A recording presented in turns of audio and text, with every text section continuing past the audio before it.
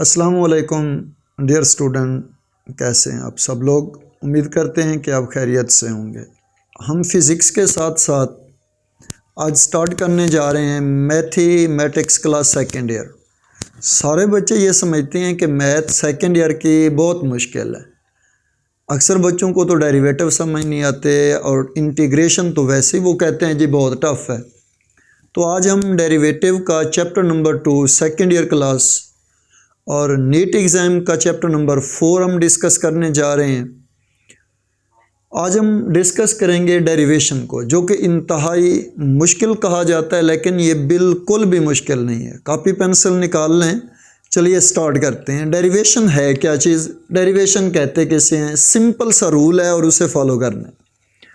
अब देखें जी, differential equation हमने डिस्कस करनी है। डिफरेंशियल इक्वेशन वो इक्वेशंस होती हैं जिसमें हम लोग एक्स कंपोनेंट यूज़ करते हैं या वाई कंपोनेंट यूज़ करते हैं। सिंपल या एक्स कंपोनेंट इस्तेमाल हो या फिर वाई कंपोनेंट इस्तेमाल हो। उस टर्म से हम नेक्स्ट पॉइंट की बात करते हैं, एवरेज रेट ऑफ चेंज। अब average rate of change, let से हम कोई भी एक फंक्शन इस्तेमाल करते हैं एफ ऑफ एक्स। अब f of x be R real value function. Real value function का मतलब कि इस फंक्शन के अंदर हम कोई कम्प्लेक्स नंबर इस्तेमाल नहीं करेंगे। इट मीन कि हम कोई आयोटा के टर्म को इस्तेमाल नहीं करेंगे। इट मीन कि हम कोई ओमेगा के टर्म को इस्तेमाल नहीं करेंगे। फर्स्ट ईयर में आप लोगों ने पढ़ा कि क्यूब रूट ऑफ यूनिटी और fourth root of unity. Cube root और फोर्थ रूट को हम इस्तेमाल नहीं करेंगे। हम सिंपल इस पॉइंट पर रियल फंक्शन वैल्यू को डिस्कस करेंगे। इट मीन कि हमने ऐसा कोई फंक्शन डेरिवेटिव में इस्तेमाल नहीं करना जिसमें कम्प्लेक्स नंबर इस्तेमाल हो या जिसमें ओमेगा कम्प्लेक्स नंबर इस्तेमाल हो। हमने सिर्फ और सिर्फ रियल नंबर मुतगैर एक्स वाई और जी में यूज़ करना है। तो देखें, रियल वैल्यू फंक्शंस में ये first point, F of x1 minus F of x2 over x1 x2, इस कंप्लीट टर्म को हम नाम देते हैं एवरेज रेट ऑफ चेंज का। एवरेज रेट ऑफ चेंज हमेशा आपके पास एक पॉजिटिव फैक्टर्स होता है। ये टर्म एमसीक्यूज में आ चुकी है।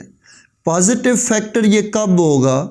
जब आपके पास f of x1 must be greater than f of x के, यानी ये टर्म ग्रेटर हो, ये टर्म आपके पास सिमिलर हो। सिमिलरली अगर ये ऐसा है तो फिर x1 ग्रेटर होगा किससे? x से। अगर ये कंडीशन सेटिस्फाई होती है तो फिर जो एवरेज रेट ऑफ चेंज होगा ये पॉजिटिव होगा। अगर ये कंडीशन सेटिस्फाई नहीं होती, इसका रिवर्स काम होता है, तो फिर एवरेज रेट ऑफ चेंज जो है वो नेगेटिव होगा। अब इसका पॉजिटिव होना या इसका नेगेटिव होना रिप्रेजेंट करता है, क्योंकि जब हम डेरिवेटिव को डिस्कस करते हैं तो हम स्लोप डिस्कस करते हैं, स्लोप ऑफ टेंजेंट लाइन। अगर इस रेट ऑफ चेंज की वैल्यू ग्रेटर है, पॉजिटिव है, तो फिर जो स्लोप की लाइन होगी वो पॉजिटिव रीजन में एग्जिस्ट करेगी। लेट से हम एग्जाम्पल को रिप्रेजेंट कर देते हैं इस पॉइंट पर जी, कि ये बेसिकली आपके पास एक सर्कल है। मिसाल दे रहा हूँ। अब अगर ये रेट ऑफ चेंज पॉजिटिव है तो इसका जो ग्राफ होगा ये यूं रिप्रेजेंट होगा, ये वाली जो है जी स्लोप होगी। और अगर इसकी वैल्यू नेगेटिव में आती है तो फिर इस स्लोप की वैल्यू जो है वो इस एक्सिस में होगी। इट मीन के पॉजिटिव और नेगेटिव का कंसेप्ट ये है कि टाइम रेट चेंज अगर पॉजिटिव है तो स्लोप जो है वो पॉजिटिव रीजन में एग्जिस्ट करती है। अब नेक्स्ट पॉइंट पर इसी एवरेज को हम डिस्कस करें तो पॉइंट होता है डेरिवेशन। अब डेरिवेशन कोई परमानेंट चेंज नहीं है, ये इंस्टेंटेनियस चेंज है। इसमें दो फंक्शंस होते हैं, एक डिपेंडेंट फंक्शंस और एक इंडिपेंडेंट फंक्शन।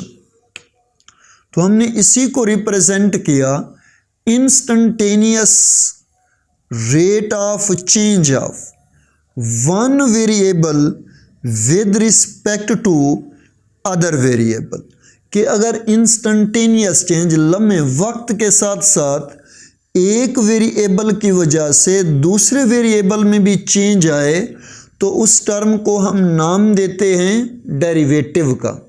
डेरिवेटिव की ये डेफिनेशन भी कर सकते हो। सेकंड डेफिनेशन हमने यहाँ से आपको रिप्रेजेंट कराई है कि slope of tangent line is called derivative. अब slope of tangent line positive होगी तो वो पॉजिटिव रेट चेंज होगा, स्लोप ऑफ टेंजेंट लाइन अगर नेगेटिव है तो फिर वो नेगेटिव टाइम रेट चेंज होगा। अब नेक्स्ट पॉइंट की जानिब चलें तो ये limit delta x approaches to zero, f of x plus delta, ये बाय डेफिनेशन रूल है जिसे हम नाम देते हैं डेरिवेटिव का। डेरिवेटिव को एफ प्राइम ऑफ एक्स भी लिखते हैं, D Y over D x भी लिखते हैं, वाई प्राइम ऑफ एक्स भी लिखते हैं। आगे इनकी कैटेगरी देखेंगे कि कैटेगरी होती कैसे है। अब इन्हीं टर्म्स को इस्तेमाल करते हुए हम इनकी कुछ एग्जाम्पल को चेक करते हैं जी। फर्स्ट ऑफ ऑल अगर यहाँ पे हम रिप्रेजेंट करें फर्स्ट एग्जाम्पल को तो देखें ये आपके पास f of x that becomes equal to c. अब ये जो सी है इस सी को हम नाम देते हैं कांस्टेंट फंक्शन का। इस सी को हम नाम देते हैं कांस्टेंट फंक्शन का। ये कोई कांस्टेंट फंक्शन है। अब कांस्टेंट जो फंक्शन होते हैं उनमें कोई चेंज नहीं होती, वो तो होते ही कांस्टेंट हैं, 1 2 3 4 5 कोई भी नंबर, एनी कांस्टेंट। तो फर्स्ट स्टेप, इसके 4 स्टेप याद रखने हैं। पहला पॉइंट होता है कि चेंज लाना है। क्या लाना है जी? चेंज। क्या मतलब कि एफ ऑफ, अब x वेरिएबल है तो इसमें चेंज होगा delta x, that becomes equal to c constant. c में तो कोई चेंजिंग नहीं है। इट मीन कि अब इस f ऑफ x को उधर ले जाएं, या सिंपल इसे, ये तो एक कोई फंक्शन बन गया ना जी, इसका सादा तरीका इस्तेमाल करते हैं, आसान मेथड जो है कि इस फंक्शन को लेट से कोई y कह दें, दैट बिकम्स इक्वल टू कोई c कह दें। अब इसमें फर्स्ट जो मेथड है, फर्स्ट स्टेप जो है, ये x और y चेंज है तो y plus delta y, that becomes equal to c। c में कोई चेंज नहीं होगा क्योंकि ये कांस्टेंट फैक्टर है। फिर यहाँ पर इस्तेमाल करें चेंज मालूम करें, ये इसका दूसरा स्टेप है। याद रखना बच्चों, पहले स्टेप में फंक्शंस एडजस्ट करना है, उसमें चेंज लानी है। दूसरे स्टेप में उस चेंज को मालूम करना है। तो इस y को उस साइड पे ले जाओ, ये बन जाएगा c माइनस y के। अब c वैसे माइनस y की जगह भी c हो जाएगा, तो ये c इस c से कैंसिल, तो रिजल्ट किसके इक्वल आ गया? 0 के।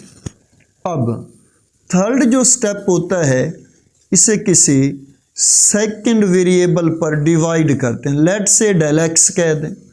अब ये हो जाएगा 0 ओवर हो जाएगा डेल ऑफ एक्स के। अब ये फर्स्ट स्टेप फंक्शन लेट करना है और उसमें चेंज करनी है। सेकंड स्टेप में उस चेंज को डिटरमाइन करना है, क्योंकि ये जो रिलेशंस हैं ये आइजैक न्यूटन ने ड्राइव किए थे। तो उसका ये मानना था कि everything in the universe will change with the passage of time. Derivation का मतलब ही यही होता है कि हम बेसिकली उसमें चेंज देखना चाहते हैं। तो with the passage of time हमने उसमें चेंज देखा।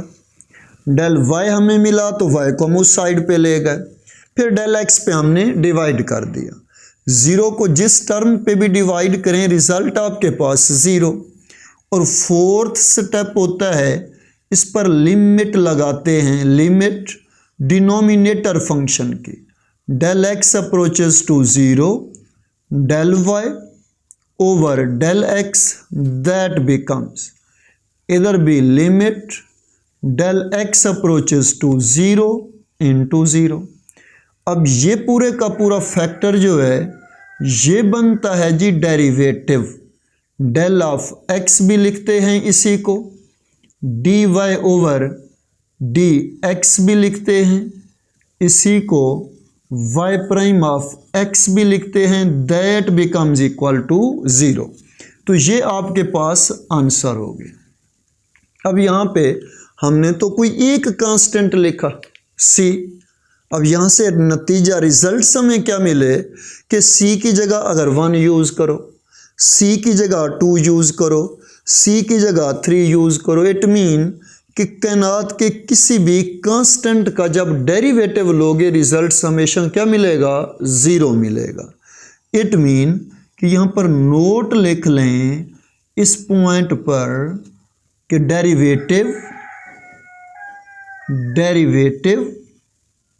Of all constant function, number नहीं लिखना यहाँ पे, फंक्शन लिखना है क्योंकि रियल वैल्यू कांस्टेंट फंक्शन है। Derivative of all constant function is always 0, कि जो डेरिवेटिव होते हैं ऑल कांस्टेंट फंक्शन के वो हमेशा 0 के इक्वल होते हैं। अब सेकंड टर्म को इस्तेमाल करें, ये फर्स्ट एग्जांपल क्लियर हो गई। फिर याद रखना है, सुने, कोई एक फंक्शन है जो कांस्टेंट के इक्वल है। लेट्स से आपने कोई एक कांस्टेंट फंक्शन लिया, उसे सी के इक्वल लिख दें। Each and everything is the change with the passage of time, तो इसमें हमने चेंज लाया है। अब ये x y g t u v ये सारे के सारे वेरिएबल्स हैं।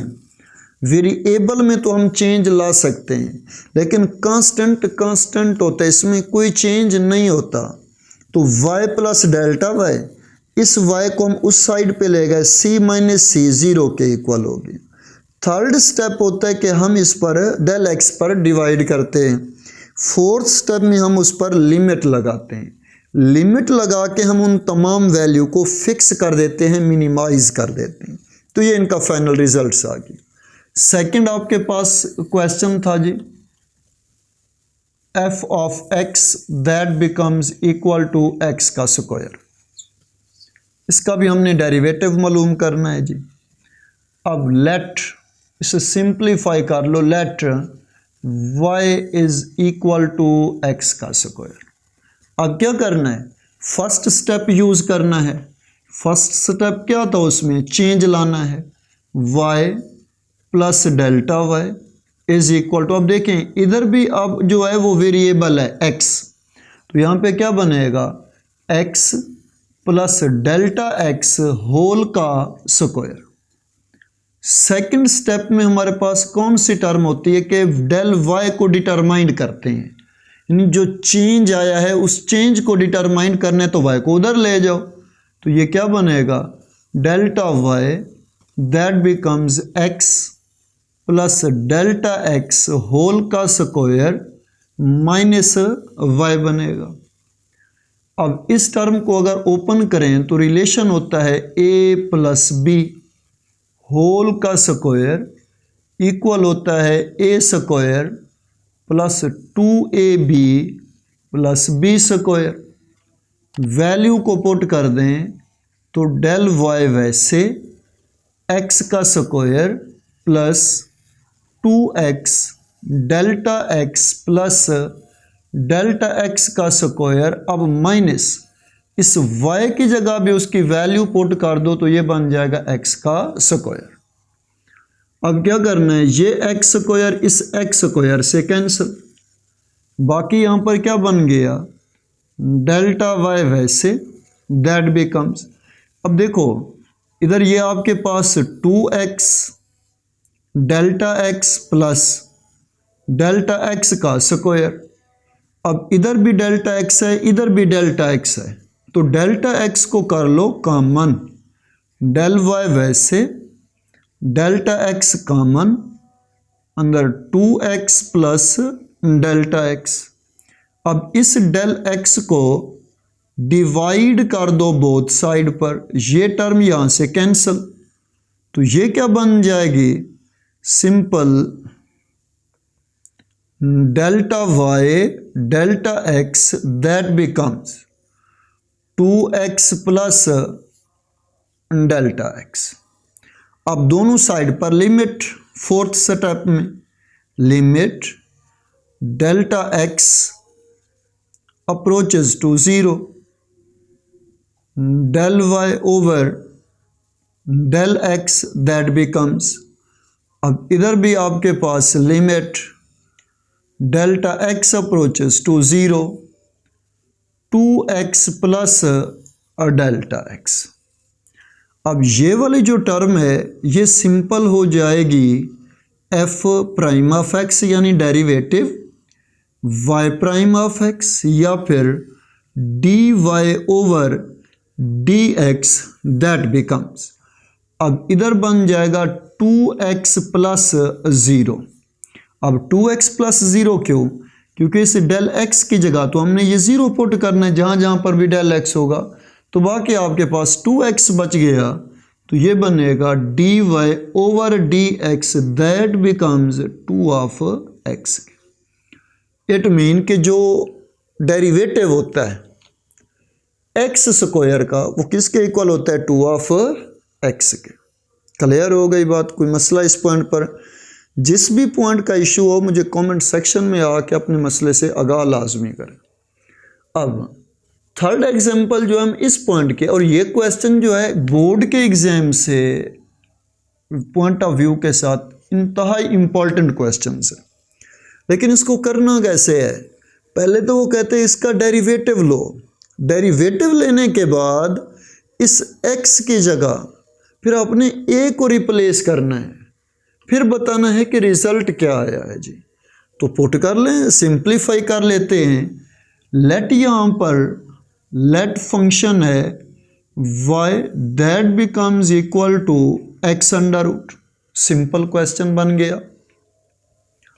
फर्स्ट स्टेप इस्तेमाल करो इस पॉइंट पर, y plus del y that becomes x plus del x whole under root के। पहला स्टेप क्लियर।